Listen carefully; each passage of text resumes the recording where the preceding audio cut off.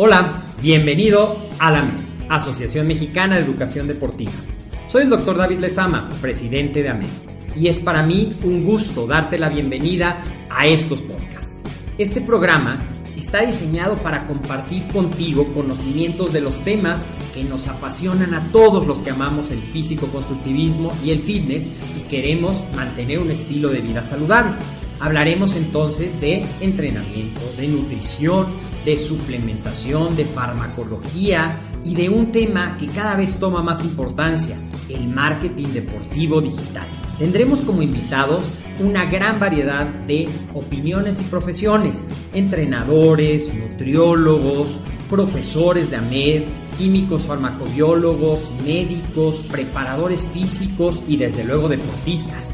Sus historias, consejos y testimonios te ayudarán a aumentar tus conocimientos y desde luego también tu número de entrenos de clientes, haciendo más exitosa y profesional tu profesión de entrenamiento deportivo. También aprenderás técnicas más eficaces del marketing que te ayudarán a monetizar esta profesión. Si quieres saber más de nosotros, visítanos en la casa virtual de la familia AMED, www.amedweb.com. Querido amigo o amiga que te estás conectando, trata a un hombre tal y como es y seguirá siendo lo que es. Pero trátalo como puede y debe de ser y se convertirá en lo que puede y debe ser.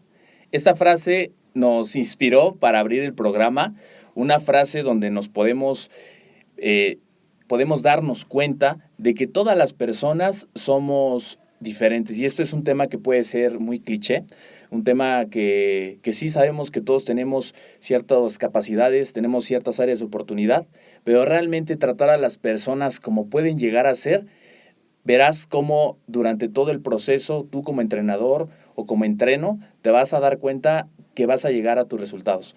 Y hoy estamos bien contentos porque estamos con el maestro Jorge Ramírez, coordinador académico de AMED, quien nos va a compartir hoy los 12 pasos para tener más niños deportistas, pero no me quiero adelantar aún, porque quiero compartirte y recordarte que AMED con un clic, nuestro programa integral, donde están alojados los cursos y diplomados enfocados en los 4 pilares que te brinda la familia AMED. El primer pilar es la nutrición deportiva, el segundo pilar, el entrenamiento, ya para el tercer pilar vas a conocer aspectos del emprendimiento, y para el cuarto, desarrollo personal. Es una plataforma flexible donde te puedes capacitar en horario flexible, puedes tomar tus cursos desde tu teléfono, desde tu computadora y capacitarte en horario flexible. Y bueno, hoy estamos con el maestro Jorge Ramírez. Él tiene la maestría en docencia y en administración para la educación superior, licenciado en entrenamiento deportivo y bueno, también conductor del programa Mentores para Entrenadores que se hace cada semana. Pues Jorge, ¿cómo estás el día de hoy? Excelente, César, pues muy contento aquí después del programa, pues para tratar este tema súper importante, que bueno, pues ya lo mencionas, cómo podemos tener a más niños deportistas, y algo más importante que eso, deportistas felices, eso es muy importante. Claro, yo creo que eso es lo más importante, felices, que podamos transmitir esa felicidad de un deporte a un niño y ya sea independientemente del deporte que pues quizá a él le guste. Ahorita nos vamos a platicar un poquito más de estos pasos, pero pasa muchas veces, ¿no? Que si a mí me gusta un deporte como por ejemplo el box o el fútbol, quiero que mi hijo practique esa disciplina, cuando quizá a él lo que le guste es el voleibol o el básquetbol o el taekwondo. Entonces esos puntos los vamos a ver para poder concientizar y más que concientizar, para proponer una pedagogía deportiva distinta y con esta pedagogía que tu niño, que tu entreno pueda lograr sus objetivos, sea feliz y mejore sus capacidades físicas. Y bueno, pues el paso 1, ¿cuál es, maestro Jorge? Muy bien, pues la primera parte tenemos que entender que todo viene de una base, la base que es la educación física. Sí. Sabemos que en México está pasando por un proceso complejo en este ámbito. Tenemos ahí a los maestros del ESEF marchando para pedir que no se quite la educación física de la plantilla de materias de la SEP, porque es algo súper importante que el niño pueda realizar educación física y hacer una educación física desde un entorno más asertivo, de un entorno más feliz para los niños. Y bueno, esto le va a permitir al niño generar más experiencias. Entonces, bueno, la educación física va a ser la base. Podría venir también de la parte de la familia, de para qué me enseñaron a mí a jugar, etcétera. Pero bueno, debe de ser sobre esta base de la educación física para poder generar estos aprendizajes y hacer una persona más libre, más contenta, más feliz, etcétera. Ok. Algo que quizá muchos de mis queridos escuchas que ahorita se están conectando, que ya veo que aquí muchos comentarios se están compartiendo, es cómo empieza ese proceso para tener un niño deportista. ¿Por dónde empezar? Ya te lo mencionaba. Lo primero es generar una buena base de educación física. Tú no tuviste el mismo maestro de educación física que yo tuve, ni mucho menos las nuevas generaciones. Las nuevas generaciones ya hablamos de competencias, ya hablamos en tu generación por objetivos, pero nosotros venimos de una educación física que era más militarizada. Vino un enfoque deportivo, pero bueno, ha cambiado el enfoque en cada una de las épocas. La educación física debe de ser la base, porque es cuando el niño tiene que ir conociéndose, conociendo su cuerpo, conociendo el cuerpo de sus congéneres e ir socializando. Entonces, esta sería la primera parte. Para que pueda tener un buen niño deportista, necesito tener un niño que se haya cimentado en las bases de la educación física. Tener maestros de educación física de calidad y que, bueno, pues impartan la clase con las cosas que le gustan a los niños, que eso es algo muy importante.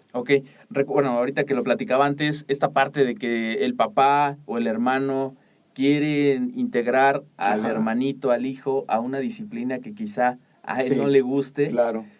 ¿Tú qué nos puedes compartir eso? Porque pues sabemos que en el doyang, lo que haces día a día con los niños en el taekwondo, pues quizá lo vives o te has dado cuenta, te has percatado de esas situaciones. ¿Qué recomendaciones darías aquí y por qué es importante ubicar al niño, a la niña, en el deporte de su agrado? Bien, tenemos que entender que el deporte está muy próximo a los intereses de cada niño. Como tú bien lo mencionas, bueno, pues a mí me metieron a jugar fútbol con los Gavilanes de las 6, pero pues creo que éramos un crack el hijo y yo, porque el profe decía, si siguen jugando mal, vamos a meter el hijo y a Jorge. Yo decía, bueno, pues ha de ser para salvar al equipo, ¿no? Pero no, era para echarlo a perder más. No tenía habilidades para el fútbol. Hoy en día no las tengo, ¿no? Pero bueno, alguien le dijo a mi mamá, oye, pues ¿por qué no lo llevas a hacer karate? Y el karate me gustó mucho, pero ya fue una elección propia el que yo haya elegido el taekwondo como mi deporte. Muchas veces lo vemos en la película de Billy Elliot, que el papá quería que fuera boxeador, pero él tenía desarrolladas las habilidades para el ballet, él vivía el ballet. Y en una parte de la película que están entrevistándolo y se queda solo él con la entrevistadora, le dice, ¿qué es lo que tú quieres? Pues yo quiero hacer ballet y es que esto es lo que vivo, es mi pasión. Vuelve a entrar Billy Elliot y le dicen, ¿sabes qué? Lo vamos a ver. Y bueno, finalmente lo dejan ahí y al final pues es una escena espectacular. ¿Qué fue lo que pasó ahí? Cambió la expectativa del papá al ver que el niño vivía y disfrutaba un deporte que le gustaba, una actividad que le gustaba.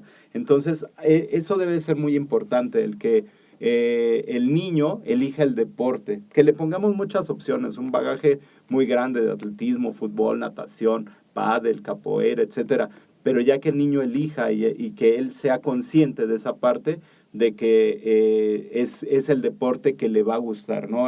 Y se nota. No al que le guste al papá, ¿no? Claro, se nota mucho porque, fíjate que yo estaba la vez pasada escuchando en una clase de mercadotecnia, ¿no? Que tiene que ver mucho con el tema porque hablaban de la cuestión de abrir tu propio canal de YouTube y poder compartir información. Y luego la gente dice, es que yo no sé qué compartir, ¿no? Me da pena, tengo error, tengo miedo escénico y equivocarme y que me trabe, que me quede en blanco.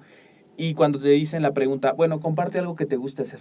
Claro. O háblame de tu hijo, o háblame de tu hija, o háblame del taekwondo, te vas a soltar a hablar. Claro. Y lo mismo pasa con los niños, ¿no? Así es. Les preguntas sobre algo, o más bien ni les preguntas y ellos solitos te cuentan, oye, que hice esto, y que me pusieron a hacer burpees, y que me puse a correr y me gustó.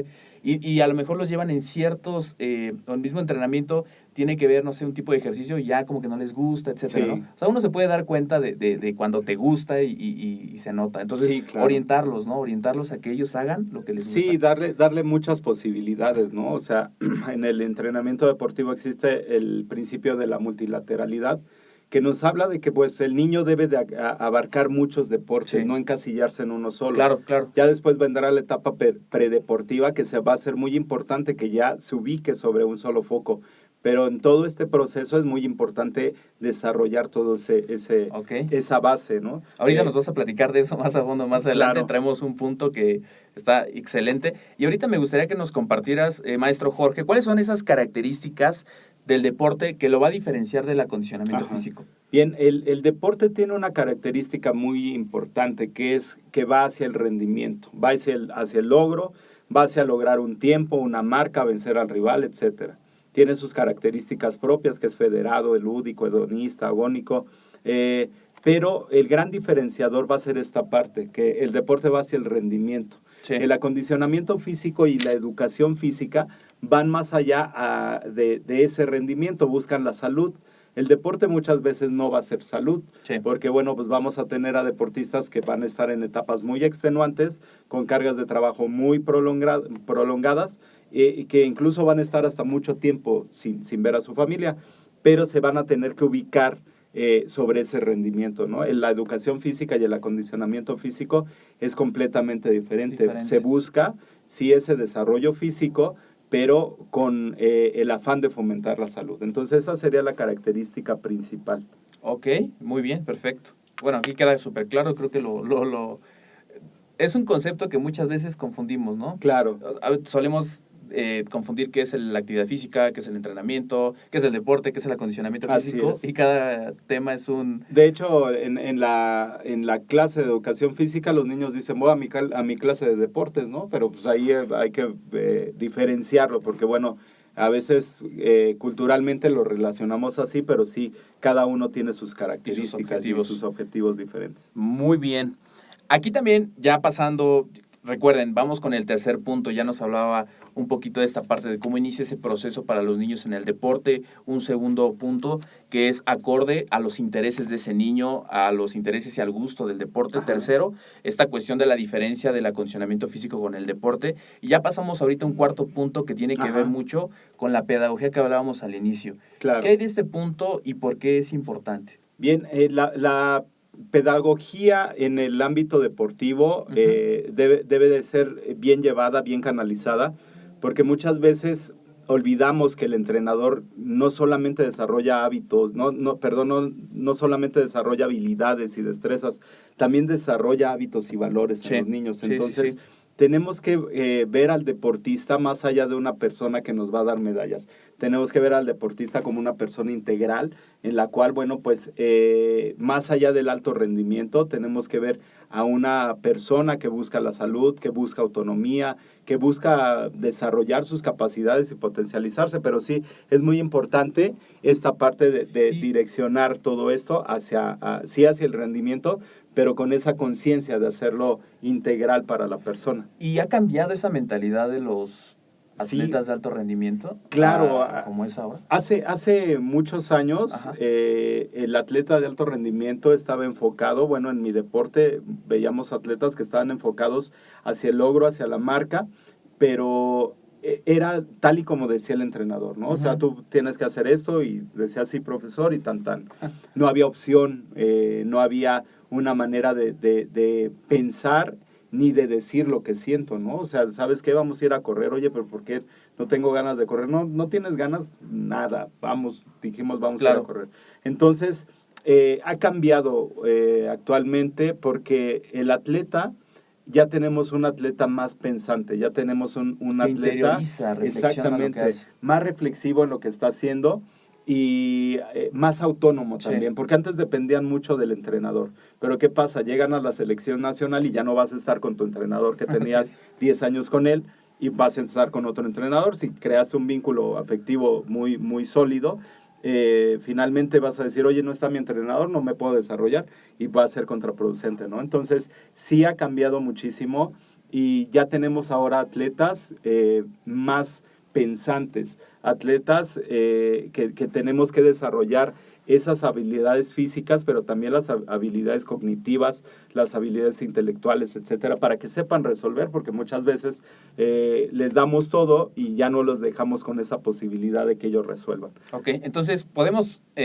como sintetizar lo de este punto, de esta pedagogía cognitiva constructivista, que tiene que ver mucho con la exploración de los niños en el deporte que practiquen independientemente de la disciplina, el ensayo, ¿no? Ensayo-error, ir midiendo esos cambios, y el descubrimiento guiado, ¿no? Que es con lo que nos comentaba. Sí es importante una guía, un entrenador, pero también dejar que el propio niño, que el propio infante pueda él descubrir por sí solo esas capacidades motrices, su motricidad. Así es. Y fíjate que ahorita hablando de la motricidad, si nos pudieras compartir esto, porque a veces también resulta como la duda, ¿no? Bueno, ¿qué es la motricidad?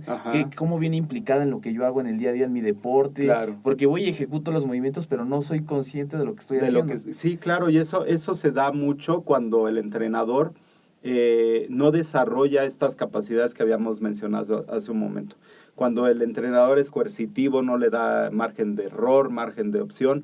Y aquí habíamos hablado mucho con Ara del Cueto sobre este tema del entrenamiento, sí, claro, del entrenamiento mental. ¿Por qué es tan importante el entrenamiento mental? Porque más allá de desarrollar estas habilidades, que sepan cómo aplicarlo y que sepan qué hacer con esas habilidades.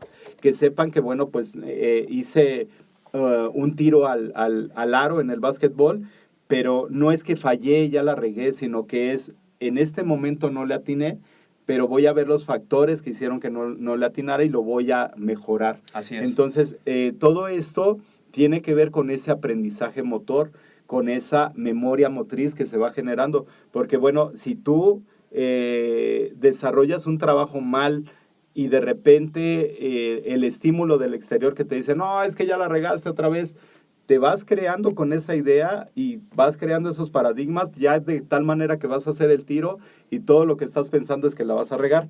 Entonces, no hay algo que motive al atleta a mejorar, ¿no? Entonces, te vas encasillando en eso y, bueno, pues finalmente no hay un progreso.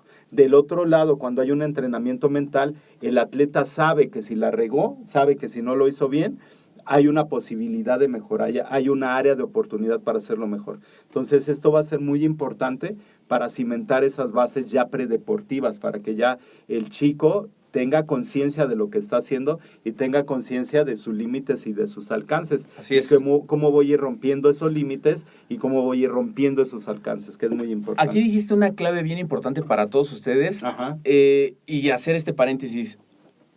Fíjate, es esta cuestión de lo que tú decías, del entrenamiento mental. Todo lo que nosotros nos dijeron, o lo que escuchamos, o lo que vimos de niños, pues es sumamente importante porque nos va formando. Entonces, todo empieza en la programación. Mucha gente diría, cambia tus pensamientos y cambian tus resultados. Pero si nos vamos más atrás, desde la programación, desde lo que está ahí en nuestra mente, de lo que te decía, lo que escuchaste, si te dijeron que a lo mejor no encestaste y no puedes y no eres capaz, pues eso se va quedando, se va permeando en la persona. Después mis pensamientos van a ser, es que quizá no soy muy bueno, quizá, y voy a tener, lejos de pensamientos positivos que construyan, van a ser pensamientos negativos, ¿no? Por ende, si mi pensamiento es así, me va a generar un sentimiento, una emoción, y esa emoción me va a llevar a una acción, y esa acción va a ser fallar. Y el resultado, bueno, obviamente es fallar. Entonces, aquí la importancia yo creo que es esta parte que nos decías en el punto 4, de esta cuestión de que ser reflexivos y de también nosotros entrenar la mente en la cuestión de poder dar afirmaciones de que se puede, de que se pueden hacer varias cosas, de que se pueden las cosas, ¿no? Como entrenador yo creo que aquí tenemos una responsabilidad muy grande, ¿no? Además de entrenarlos en la cuestión motriz, en la cuestión del rendimiento, también la cuestión mental. Entonces, pues no me voy a adelantar porque ya vamos con el quinto punto que nos preparaste el día de hoy. No, pues yo ya estaba hasta en el 6, creo, pero bueno. Ok. Si hablábamos de ese principio de la multilateralidad, en el cual, bueno, pues hay que estimular una polivalencia motriz. ¿Qué quiere decir esto? No podemos encasillar al niño a hacer solamente un movimiento. No puedo encasillar, si soy de un equipo de fútbol, no puedo decir el niño el sobrino Matías o Matías, llamémosle Matías. Sí, llamémosle Matías, ¿no? Que es portero. Yo soy portero y siempre voy a ser portero. Y como entrenador no le das esa polivalencia. Había un jugador de allá de los años 80, 90, Jorge Campos, que era el portero delantero y famosísimo, ¿no? Porque tenía esa polivalencia motriz y bien lo hacía de delantero, bien lo hacía de portero, bien lo hacía de defensa. ¿Qué es lo que pasa? Que ahora encasillamos mucho a los niños en hacer una sola cosa, ¿no? Tú vas a ser portero, y no te puedes salir de ahí, ¿no? Tenemos que fomentar esa parte. Lo hablábamos de la parte del fútbol americano, claro, ¿no? Sí. Que es un claro ejemplo. Bueno, en el fútbol no se ve tanto, pero en el fútbol americano Claro, no puedo tener el mismo físico de tackle ofensivo y tú no puedes ser tackle ofensivo, niño, porque estás muy flaco. Oye, pero pues a mí me gusta hacer tackle ofensivo, me gusta la mala vida, me gusta que me peguen. Y de repente, no.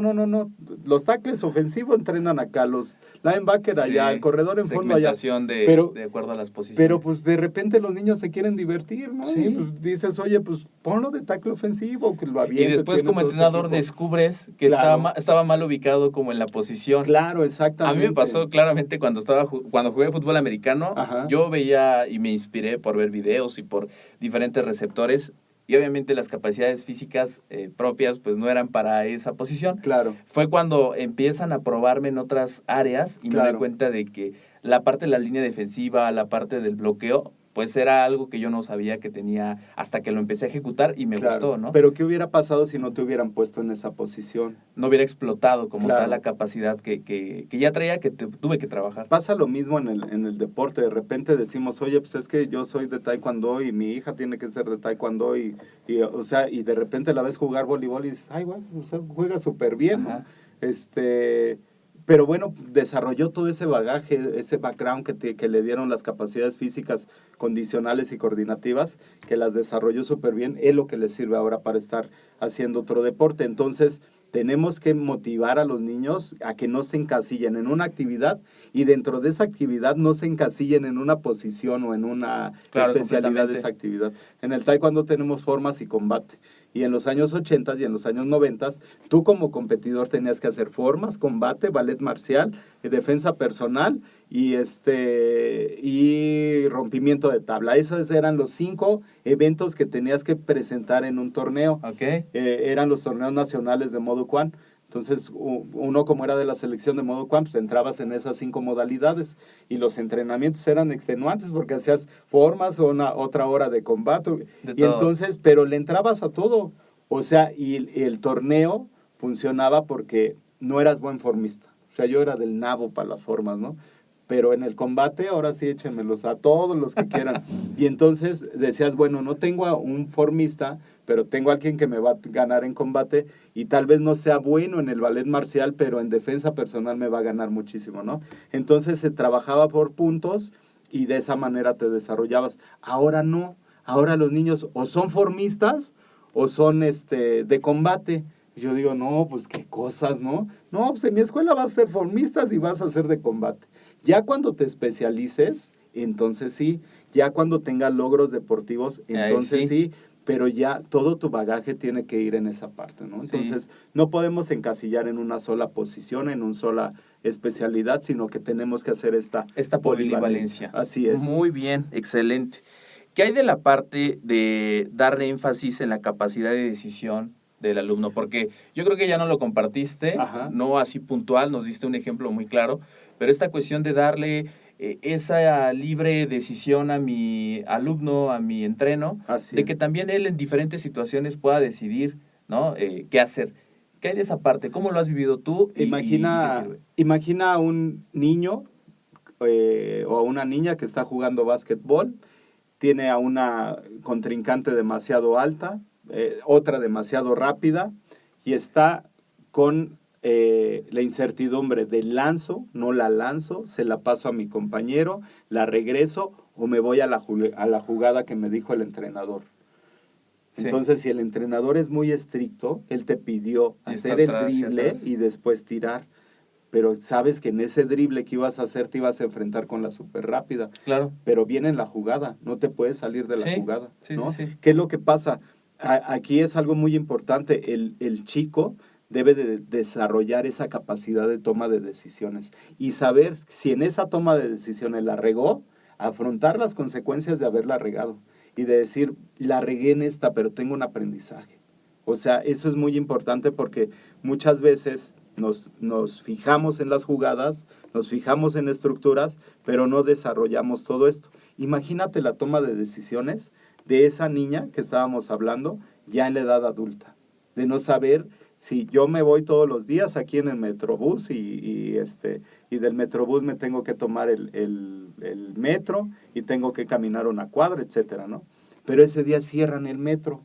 Sí, ¿Cómo me voy a regresar a mi casa? ¿Me voy a quedar ahí? Pero todo viene de acá, del deporte. Sí, no sí, me sí, enseñaron a tomar decisiones. Oye, mamá, ven por mí, cerraron el metro. No, pues agarro, te paras y caminas o agarras una bici verde, baja la aplicación y te vas en la bici verde. O sea, es darle esas opciones al atleta para que él, su respuesta también que tenga, no nada más sea en la parte del partido, en la parte deportiva, sino sea para toda su vida. O sea, sí, claro, ¿qué carrera claro. voy a elegir ahora, no? Sí. Me voy a la carrera de la UNAM, me voy a la carrera de entrenamiento deportivo, me voy a la carrera de los sábados y domingos de acondicionamiento físico, a ver, ¿cuál es mi mejor opción? Entonces el atleta sabrá, esta es mi mejor opción, porque puedo hacer todo lo que me gusta, ponerme a estudiar en línea y el sábado y el domingo, pero ¿qué pasa si no le dimos la capacidad de decisión? No puedo. Y se va a quedar con el no puedo y se va a quedar con los 2 cursos que tiene y tan, ¿no? Entonces no va a haber una progresión. Entonces va a ser muy importante esa parte de que él tome decisiones. Sí, y esas van a supuesto. afectar a la vida Como adulta. dices, no solamente en la parte deportiva, sino en cualquier escenario que él se enfrente, claro, salen esas cuestiones. Así Te es. traigo 5 escenarios distintos. Ajá. En esta cuestión del punto 6, Sí. de darle énfasis a la capacidad de decisión del alumno. Ajá. En el primero, competencia. En el segundo, ahorita los vamos a ir abordando Ajá. cada uno. Dificultad. Esto es en cuestión de cómo poder Ajá. ayudar a tu estudiante, a tu entreno, Ajá. a que pueda él enfrentar estas diferentes cuestiones. En una cuestión de la competencia, en una cuestión de dificultad, de complejidad, de riesgo y de fatiga. En tu día a día, ¿cómo lo enfrentas con ellos y cómo los ayudas? Híjoles, en mi negra historia di clases de educación física. Entonces tenía un alumno que tenía TDA. Okay. Entonces el Esteban agarraba y se lanzaba y todo. Tu agua la tenías que poner en un lugar, porque eso promueve la educación física, los valores, el orden, el respeto y todo. Tu mochila la tenías que poner en un lugar, había ahí percheros para colgarlos y todo. Okay. Deja Esteban su botella así en la orilla de la banca donde se dejaban las aguas, se cae y se vacía. Y entonces Esteban, les digo, tomen agua, pero habíamos hecho una clase muy extenuante, habíamos hecho un juego que se llamaba el robaquesos. Entonces es un juego de estrategia, te vas moviendo, le quitas el queso al otro, te encantan, etc. Está padrísimo. Entonces yo me divertía mucho con el robaquesos, de ver las estrategias, cómo decidían, cómo tomaban decisiones, cómo se hablaban entre ellos, cómo había un mensaje oculto ahí que les decía tú por acá, yo por allá, y que no podían hablar para hacer su estrategia. Uh-huh. Acaba el juego, muy divertido todo, y tomen agua. Y a Esteban se le cae el agua, y entonces, profe, ¿puedo ir al baño? Y le digo, sí, puedes ir al baño. Agarra la botella, se va al baño y regresa, y ya regresa y lo empieza a hacer así. Y le digo, ¿qué fuiste a hacer, Esteban? Pues fui al baño. ¿Tomaste agua de la llave? Pues sí, profe, no había de otra.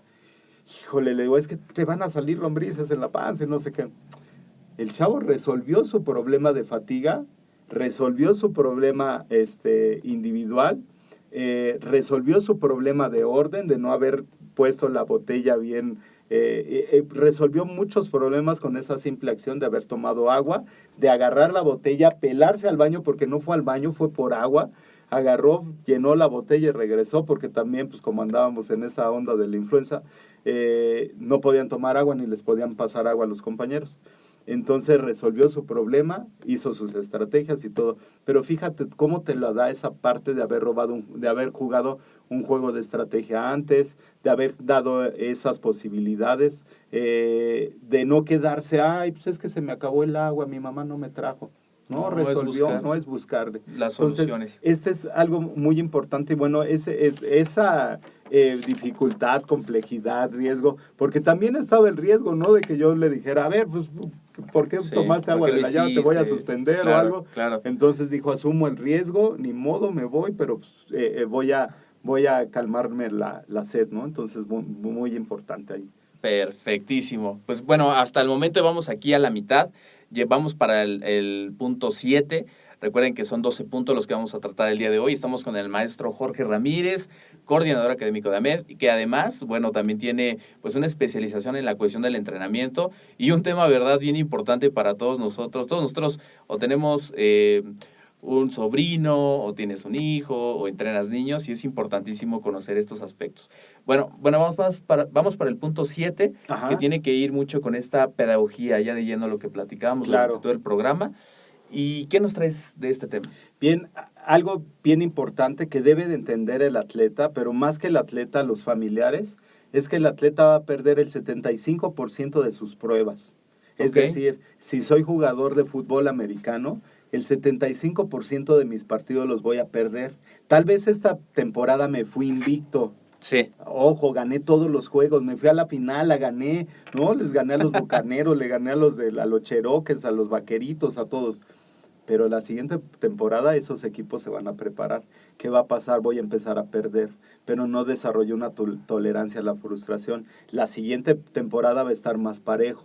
Si sacamos un porcentaje, el atleta va a perder el 75% de sus experiencias de partidos. Debemos desarrollar una pedagogía de esta conciencia.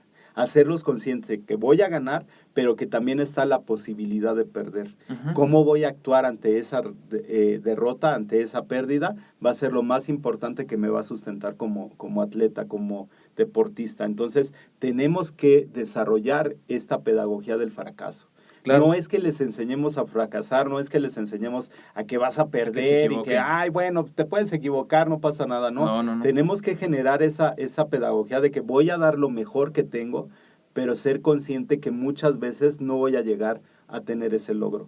Pero de cómo relaciono ese logro, de cómo la enseñanza de esa situación adversa es lo que me va a dar una base para mejorar como atleta, como persona, etcétera. Entonces, esa capacidad de resiliencia va a ser muy importante como la desarrollo. Claro, resiliencia es una palabra que muchas veces se escucha ya con más frecuencia, ¿no? Sí, claro. La capacidad de, y lo relacionan mucho con la cuestión de los metales, ¿no? Pero así es. Esta cuestión de cómo, a pesar de las adversidades, de las situaciones externas, cómo regresas nuevamente a tu equilibrio, ¿no? Así es. A estar en tu estado. Y fíjate que algo bien importante es esta cuestión, porque yo también me platicas de esto y veo un niño, me imagino un niño entrenando, Ajá. Me imagino un niño descubriendo esas capacidades, me imagino a Matías, Ajá. Pero después también me lo imagino en unos años. Claro. Me lo imagino terminando la primaria, terminando la secundaria, entrando a la parte del bachillerato, en la universidad, desarrollando su propio proyecto de negocio, si es que es algo que quiere Matías. Así es. En la cuestión del deporte, su gimnasio, su box, o a lo mejor trabajar en alguna cadena reconocida. Y es cuando veo a Matías cómo el deporte le dio y lo equipó de herramientas para su vida, ¿no? Claro. Yo creo que importantísimo porque pues vivimos en una sociedad donde no podemos decir que todo es miel sobre hojuelas. Claro. Hay muchas adversidades, hay muchas cuestiones que superar.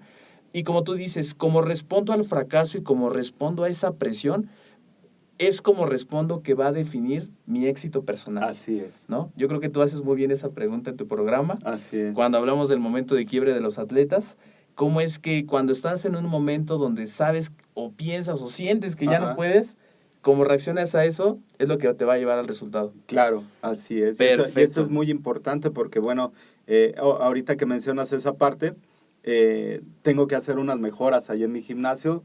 Tengo que meter un rack para hacer sentadillas, para hacer algunos ejercicios de fitness funcional. Y estaba viendo cómo hacía las modificaciones, entonces le hablé a Andrei, que es uno de mis alumnos, que fue preescolar, que ahora ya es arquitecto, que trabaja en una gran marca, y le dije, oye, Andrei, es que necesito ver aquí unas modificaciones. Sí, profe, al ratito llego. O sea, él sigue entrenando, va de vez en cuando, ya no tan periódicamente, pero sigue entrenando. Y es arquitecto, entonces, bueno, fíjate, el haber desarrollado a este preescolar que de repente no quería entrar, era rebelde, y ahora que ya es arquitecto y que te diga, profe, pues yo hago la escuela y le voy a modificar esto y todo eso, y vamos a conseguir una persona que lo haga, etcétera. Sí es mucho de todo ese trabajo que hiciste, claro, desde esas fuerzas básicas, ¿no? Desde esos niños preescolares. Entonces sí es muy importante. Muy bien. Eso que nos dices, que cómo lo imaginas a futuro, pues ya ahí tengo ahí unos casos de éxito. De ese pasado, que ahora ya son arquitectos. Él se fue a Chile a terminar la licenciatura ya, él es de la UNAM, es egresado de la UNAM, y se fue a terminar un semestre allá, y ya ahorita ya se recibió, trabaja para Súper. una gran marca, una gran empresa, y bueno, pues él me decía, profe, es que cuando me dijeron, empiézate a hacer la maqueta, yo no sabía usar la máquina de 3D para hacer las maquetas, me dijo, es que me acordé cuando usted nos ponía con las cintas negras y cuando nos decía, a ver, te vas a enfrentar a eso y me vale y no llores. Y me decía, es que esa parte fue lo que me hizo quedarme. Y esa parte fue la que dijo, sí, echó a perder 3 maquetas, pagó 3,000 pesos, pero aprendió muchísimo. Y yo creo que ahí coincidimos muchas personas, claro, que la mejor escuela ha sido el deporte, ¿no? Así es. Independientemente de la disciplina, yo creo que fue la mejor escuela en disciplina, en persistencia, en resiliencia, en trabajo en equipo, en liderazgo, en toma de decisión. Y podamos tomar, yo creo que todo un programa que después lo podemos planear para hablar de esta cuestión y cómo es que está analogado, ¿no? Claro. Lo que aprendemos en el deporte, en la vida cotidiana. Bueno, vamos ya para el punto 8, donde hablamos mucho también de la cuestión mental, de esta cuestión que ya tocamos en un punto anterior. Y si nos llevas más a fondo de este tema. Claro, aquí hay algo muy importante en cuanto a potenciar la capacidad introyectiva del sujeto. Debemos de hacer un alumno reflexivo, un alumno que sea autoobservable, que sepa cuáles son sus alcances, que sea analítico, pero bueno, en esa capacidad de análisis, él sepa desarrollar todas sus potencialidades. Brenda Muy, mi competidora, que es categoría heavy, de las más pesadas, en una ocasión disputábamos la final de esa categoría, categoría heavy infantil, y recuerdo que había una porra en San Luis Potosí, una porra ensordecedora.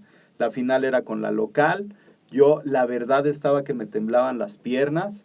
Por fuera sí le decía, bien, Brendita, vamos, y todo, pero por dentro estaba que, híjole, y la porra ensordecedora, ¿no? Las cámaras, la prensa, o sea, el ambiente así. Y yo, ¿qué onda? Y entra Brenda súper motivada y le pega y le da y gana facilísimo. Y le digo, ¿qué onda, Brenda? Pues, ¿qué pasó allá? Y me dice, oye, acá entre nos, ¿no te cohibió la porra? Y me dice, no, profe, la porra era mía. Yo, como de que la porra era tuya. Pues, dice, no, es que como nunca me viene a ver mi mamá, pensé que era mi familia, mis amigos. Dice, también en los combates yo siempre me quedaba al último. Dice, entonces, toda la porra era para mí. Entonces, eso es lo que yo pensé. ¿Cómo desarrolló ella esa capacidad introyectiva de decir, híjole, en lugar de hacerme enemigo de la porra, en lugar de tomármelo personal, engancharme, tomarlo mejor. Exacto, y lo desarrolló y dijo, no, pues sí, puedo, y ganó, ¿no? Pero bueno, si ella no hubiera desarrollado toda esa capacidad de resiliencia, esa capacidad porque de repente, como era peso pesado y era niña de 11 años, a los torneos no había con quién ponerla a competir, era muy alta. Entonces le decía, compite con las de 13 años. No, profe, pues es la única opción. O compites o te regreso lo de tu ficha. No, sí le entro. Y ella se forjó así, ¿no? Con ese carácter, no la iban a ver. Entonces, pues decía, oye, pues estamos el profe y yo, pues al final llegamos el profe y yo, pues entonces feliz, ¿no? Pero desarrolló toda esa capacidad introyectiva. Sí. Si no lo hubiera hecho así, hubiera sido muy complejo, ¿no? Y entonces se hubiera quedado con otras cosas. Pero esto es algo muy importante, cómo potencializarlo. Nosotros como entrenadores, cómo lo tenemos que hacer para que ellos tengan esa confianza, ¿no? Y lo que te decía en el otro caso, que ya vas teniendo este tipo de vivencias, ¿cómo lo proyectas ya directamente en tu campo laboral? ¿Cómo lo aterrizas? ¿Cómo lo aterrizas? Así es. Pues excelente. Ya nos estamos acercando a todos los puntos. Bueno, a completar los 12, vamos ahorita en el 9. Hablábamos mucho también de esta cuestión del proceso pedagógico de integración. Y esa palabrita también, Ajá. ¿no? Que ahora también se conoce mucho, como bien decías, si bien es cierto, yo Ajá. en una disciplina no me tengo que encasillar en alguna, tengo que Ajá. estar buscando, pues, otras con el fin de también desarrollar, pues, diferentes capacidades, ¿no? Claro. Hablábamos del fútbol americano y que desarrollamos también diferentes capacidades con ayuda de entrenamiento funcional, Ujú. nos ponían ahí a jugar básquetbol, Ajá. entonces son diferentes disciplinas que se interconectan Sí. para que el deportista, pues, sea más entero, ¿no? Por Claro. llamarlo de esa manera. Entonces, en este punto del proceso pedagógico de integración, Ujú. ¿a qué se refiere? Aquí tenemos que hacer varias equiparaciones. No podemos segregar o de alguna manera dividir grupos de niños y niñas. No podemos dividir a niños de cierta edad con niños de cierta edad. O sea, sí llega un momento en que hay una categoría que se deben de ubicar en esa categoría. También en un género, tienes que competir los niños allá y las niñas acá, pero debe de haber una equiparación sexual. ¿Qué quiere decir esto? Que el entrenamiento, el proceso de entrenamiento y todo eso tenga que ver con que se evite esa separación de niños y niñas, Ok. de hombres y mujeres, que se ocupe un lenguaje adecuado para los niños y para las niñas. También debe de haber una equiparación étnica. Aquí en México no se da tanto, pero en otros países que tenemos a niños de China, niños de latinos, niños morenos, de piel negra, etcétera, a veces los segregamos, ¿no? Y decimos, no, tú no juegues con él, etcétera.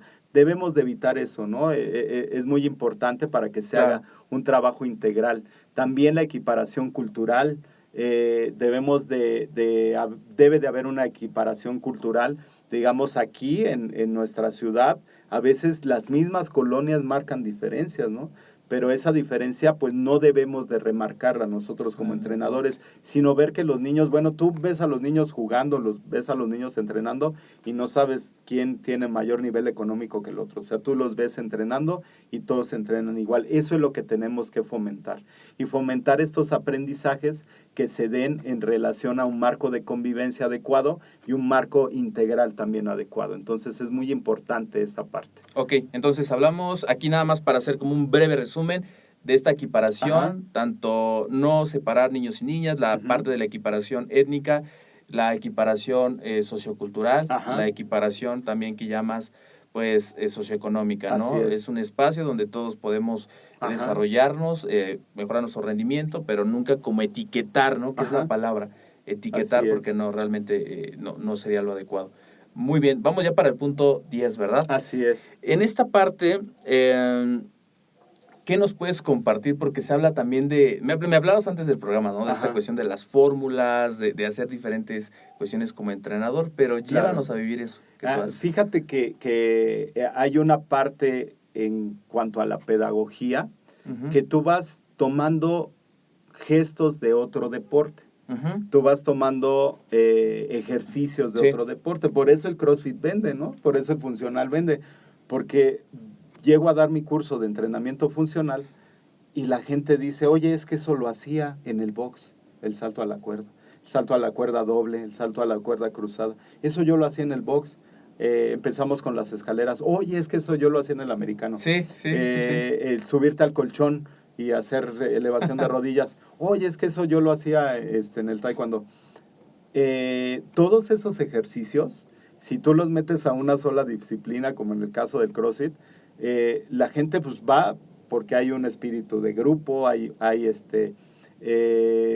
un trabajo exigente, pero algo bien importante que hay trabajos de fuerza, de resistencia, de velocidad, de agilidad, de diferentes deportes. Aquí es muy importante, como entrenador, que no te encasilles solamente en una cosa, sino que el niño puede hacer ballet, como lo hace el maestro Zúñiga, que es el coach de los niños gigantes de la montaña, que le mando un saludo porque muchas veces está conectado, ya lo invité, espero que acepte la invitación para asistir al podcast.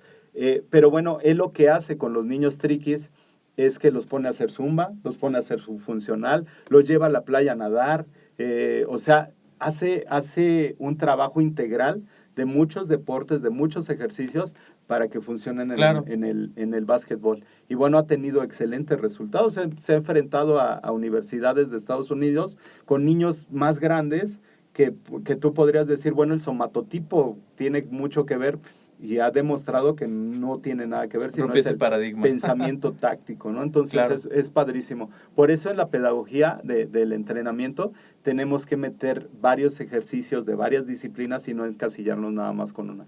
Les ponía a mis alumnos el día de ayer, pusimos unos tábatas en taekwondo con la bocina y todo.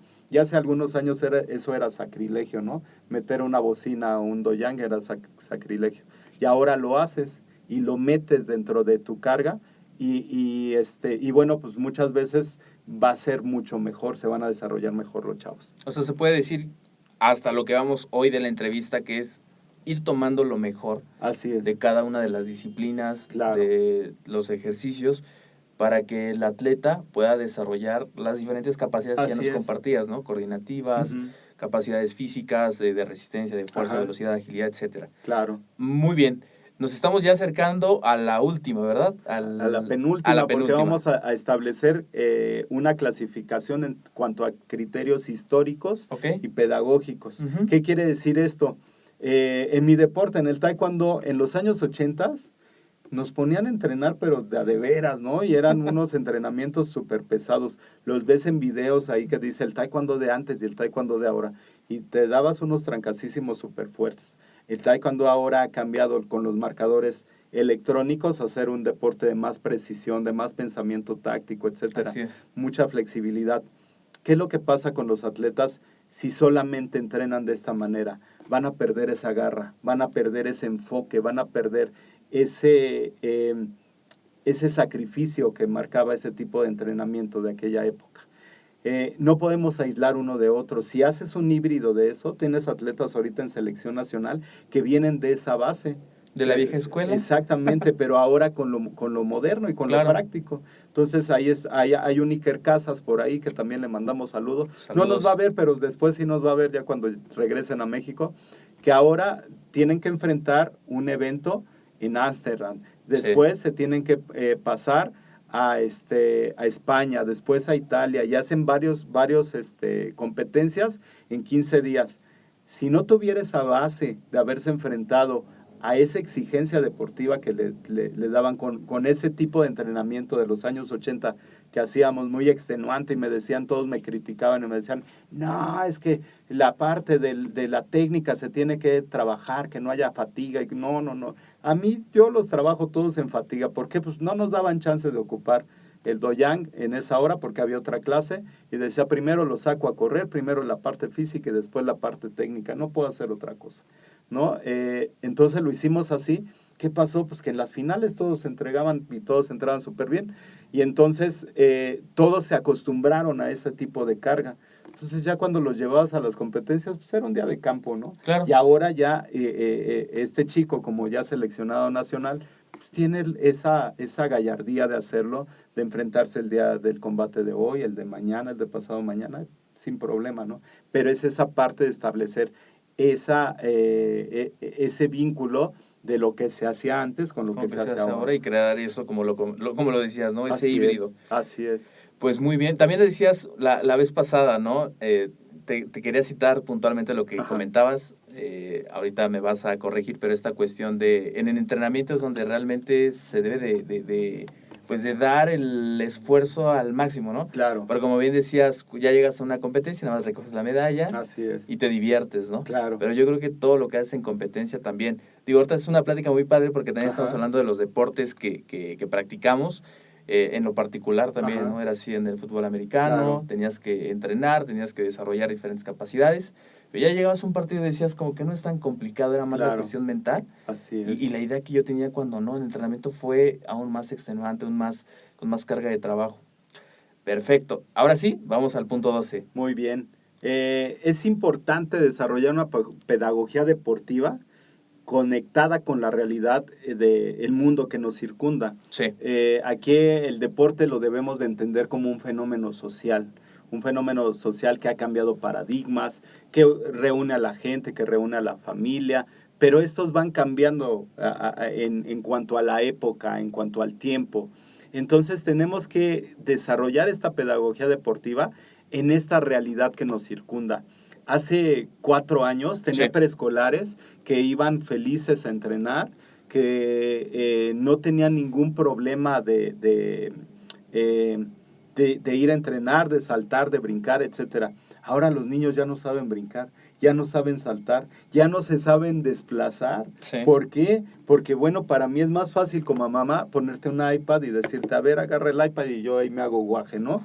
Y bueno, ya cuando no tiene motricidad, ya cuando no hay una buena relación con sus congéneres dentro del jardín de niños, ya cuando se meten en un problema de acoso escolar, etcétera, ya la mamá dice, híjole, ya no pude, maestro, le traigo a mi niño, ay, edúquelo. No, la que lo debe de educar es usted. Nosotros vamos a hacer una parte integral tomando el acondicionamiento físico, la actividad física o el deporte como medio para desarrollar esas capacidades. Pero nos están llegando niños así, inseguros, niños que son muchas veces... Que buscan ahí, no se me fue el nombre, pero ahí andan buscando pleito y todo eso, agresivos, Bullying. Sí, bulineros, pero bueno, aquí en esa etapa del acoso escolar está el que lo hace y también el que lo recibe, ¿no? Y estamos hablando de un tema muy escabroso. Pero llegan los niños así, ¿qué es lo que vamos a hacer nosotros como entrenadores? Decir, no, pues todo el pasado fue mejor y nosotros lo hacíamos así. No, nos tenemos que enfrentar a eso y tal vez tenemos que regresarnos hasta empezarles a enseñar cómo cerrar el puño, que ni siquiera eso saben hacer. ¿Qué tenemos que hacer? Implementar la motricidad. Con los niños sí, pero también con los papás. Los papás no hacen nada tampoco. Tenemos papás que tienen sobrepeso, obesidad. Tenemos a las abuelitas de los niños que van al entrenamiento y se quedan sentadas nada más viendo. Pues mejor vamos a hacer equipos de trabajo y vamos a meter a otro maestro que les dé la actividad física a los abuelitos mientras están ahí. Es ahora que también los abuelitos hagan su trabajo, ¿no? Claro, completamente. Ahorita en Lomas Estrella lo que estamos haciendo es que dentro de la clase de las 6, los abuelitos están entrenando también. No están entrenando, no tienen una competencia, pero estamos haciendo acondicionamiento físico. Y entonces tenemos a los niños entrenando, ¿sí? Porque ellos sí están ya en la etapa predeportiva. Tenemos a los abuelitos haciendo acondicionamiento físico y después en la noche los papás van a hacer entrenamiento funcional. Oiga, profesor, yo le traigo a mi hijo porque haga taekwondo y sea disciplinado. Pues a mí no me gusta nada del taekwondo, pero ¿qué tal le gusta cargar las barras? ¿Qué tal le gusta brincar las cajas, lanzar el balón medicinal? Les encanta y entonces dicen, órale, ¿no? Y entonces vamos haciendo este trabajo integral. El niño se va a ver más motivado, va a haber una estructura deportiva familiar y bueno, en ese sentido vamos a tener más beneficios en la sociedad. Entonces, bueno, cada quien desde su trinchera tendrá que buscar las estrategias para mejorar esto y tener mejores deportistas, pero no deportistas nada más de tiempo y marca, deportistas pensantes, motivados y algo bien importante, deportistas felices. Claro, que fue como iniciaste este programa. Yo creo que todo tiene que ir con esa relación, hacer lo que nos gusta. Y esta cuestión de que el deporte es un fenómeno social que ha tenido una relevancia tan importante, porque ya lo hemos mencionado durante todo el episodio, esta cuestión que integra la familia, desarrolla capacidades que no solamente son para pues, tu actividad deportiva, sino para otras cuestiones en tu vida, y muchas cuestiones que te va a desarrollar no solamente físicamente, ¿no? Sino también mentalmente. Pues muy bien, maestro Jorge, yo creo que de aquí de diferentes puntos ya planearemos otros temas que resultaban muy interesantes para el público. Los invito a todos ustedes a poner sus comentarios, a hacer sus preguntas o a mandarme un correo electrónico a través de asesor3@medweb.com. Y si ustedes tienen un tema que quieran proponer sobre esto que platicamos el día de hoy, es bien recibido. La verdad nos va a encantar desarrollar el tema para ti, para pues que como yo lo comenté también en el episodio, ¿no? Este programa nace con esa intención de poderte equipar con los recursos, con las herramientas, para que tú al final puedas brindar un servicio de calidad y profesional a tu gente, a tu equipo, ¿vale? Entonces mándame un comentario, mándame tu correo electrónico y también, ¿por qué no?, los comentarios de este episodio. ¿Algo más que nos quieras compartir para cerrar el programa? ¿Un último consejo? Para todos los entrenadores que les ponen curl de bíceps en predicador y después les dicen copa una mano, después les dicen igual curl de bíceps con barra Z y después copa 2 manos, y apenas te das la vuelta y estás regresando porque te dicen, oiga, no entendí, ¿me lo puedo volver a poner? Regrésense a la educación física, regresen a lo básico, regresen a empezar a esas personas de entre 35 y 45 años, que fue muy complejo nuestro proceso, no teníamos maestros de educación física, nos aventaban un balón, regresen a lo básico, regresen a la movilidad articular, regresen a las cuadrupedias, regresen a los saltitos, regresen a trabajar con la mano derecha y la mano izquierda, una para un lado y otra para el otro, regresen a todo eso. El regresar a esos básicos va a hacer que tengas mejores entrenos, que sean capaces de coordinar, y eso va a desarrollar más fácil sus capacidades condicionales, así como las coordinativas. Entonces, bueno, Muy pues, bien. Back to basics. Perfecto. Pues muchísimas gracias, maestro Jorge, Al por contrario. compartir un tema súper fundamental e importante para todos nosotros. Recuerda que hoy hablamos sobre estos 12 pasos para crear y para tener niños deportistas. Hoy nos compartía el maestro Jorge este tema. Y bueno, recuerda por último que mi correo, ya te lo repetí, asesor3@medweb.com. Si quieres conocer más de este tema, puedes visitarnos a través del sitio web www.medweb.com y también suscribirte al podcast. Suscribiéndote al podcast es muy sencillo, te van a llegar las últimas avisos o notificaciones de los episodios más actuales que hemos subido, tanto en SoundCloud, tanto en iVoox y tanto en iTunes. Ya dependiendo del sistema operativo que manejes, tú te puedes suscribir y escucharlos en tu tiempo libre. Esto sería todo de este episodio. Muchísimas gracias por quedarse con nosotros, por seguir dejando sus valoraciones en iTunes, en iVoox y además por proponer nuevos temas. ¿Vale? Gracias, maestro. Y nada más, por último, vamos a leer aquí los comentarios de la gente que se conectó. Está Ariadna Echevarría León, que nos pone excelente. Gracias, Ariadna, porque también te vimos en el episodio pasado. Gracias por estar aquí presente y participando. Aquí Elis López nos pone una carita, saludos. Jay Ferreira también nos manda su like. Luis Moreno también saludos a ustedes dos. Y aquí está conectado Javier Soto, que también estuvo aquí en el programa compartiendo el tema de la biomecánica y el movimiento con Moyú. También les mando saludos. Saludos a ustedes, que son ponentes también del evento que se hizo este año. La Comisión Biointegra reunió a diferentes expositores, especialistas en estos temas, y bueno, estuvieron ellos. Y saludos a todos ustedes que están conectados. Compartan, dejen su like, su me encanta, y nos vemos en el siguiente podcast académico. Saludos a todos.